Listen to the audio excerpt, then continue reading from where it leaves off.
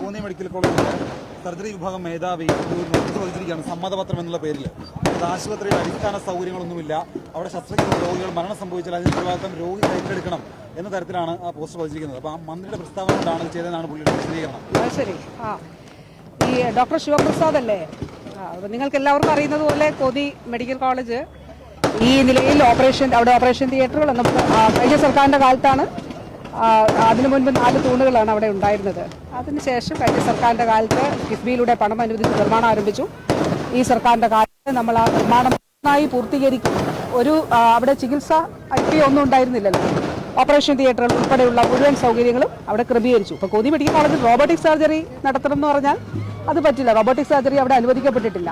Malabar cancer സെന്ററിലും regional cancer സെന്ററിലും ഇപ്പോൾ Thiruvananthapuram Kottayam medical കോളേജുകൾക്കൊക്കെ ബജറ്റിൽ robotic സർജറിയൊക്കെ വന്നിട്ടുണ്ട്. അപ്പോൾ ഓരോ മെഡിക്കൽ കോളേജുകളുടെയും സ്റ്റാൻഡേർഡ് അനുസരിച്ചിട്ടുള്ള ചികിത്സയും സർജറിയും ആണ് ഓരോരുത്തർക്കും നൽകേണ്ടത്. ഇത് ആ നിലയിലാണല്ലോ നൽകുന്നത്. പിന്നെ ഡോക്ടർ ശിവപ്രസാദിനെ സംബന്ധിച്ചിടത്തോളം കഴിഞ്ഞ വർഷം ഒരു അച്ചടക്ക നടപടി സ്വീകരിച്ച ഒരാളാണ്. അദ്ദേഹത്തിന്റെ വൈഫിന്റെ പേരിലുള്ള ആശുപത്രിയിൽ, പ്രൈവറ്റ് ആശുപത്രിയിൽ അദ്ദേഹത്തിന്റെ വസതിയുടെ അടുത്ത് അവിടെ സ്വകാര്യ പ്രാക്ടീസ് നടത്തിയതിന്റെ പേരിൽ, സർജറി നടത്തിയതിന്റെ പേരിൽ വിജിലൻസ് അവിടെ കയറുകയും വിജിലൻസിന്റെ റിപ്പോർട്ടിന്റെ അടിസ്ഥാനത്തിൽ ഡിപ്പാർട്ട്മെന്റ് എൻക്വയറി നടത്തുകയും ചെയ്ത് ആ എൻക്വയറിയുടെ അടിസ്ഥാനത്തിൽ ഇത് ശരിയാണ് എന്നുള്ളത് കണ്ടുകൊണ്ട് ഒരു ഇൻക്രിമെന്റ് ബാർ ചെയ്യുകയായിരുന്നു. അപ്പോൾ അത് സംശയിക്കണം. കാരണം അദ്ദേഹത്തിനെതിരെ അച്ചടക്ക നടപടി കഴിഞ്ഞ വർഷം അച്ചടക്ക നടപടി ഈ പറഞ്ഞ ആൾക്കെതിരെ സ്വീകരിച്ചത് അദ്ദേഹത്തിന്റെ വൈഫിന്റെ പേരിലുള്ള വീടിനോട് ചേർന്നുള്ള ഒരു ആശുപത്രി, പ്രൈവറ്റ് ആശുപത്രിയാണ്, അവരുടെ തന്നെ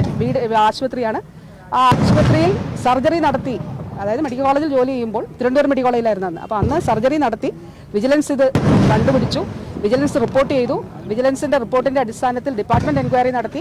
ഡിപ്പാർട്ട്മെന്റിന്റെ എൻക്വയറിയുടെ അടിസ്ഥാനത്തിൽ ഇൻക്രിമെന്റ് ബാർ നൽകിയിട്ടുണ്ട് 2025. അച്ചടക്ക നടപടി സ്വീകരിച്ച ആളാണ്.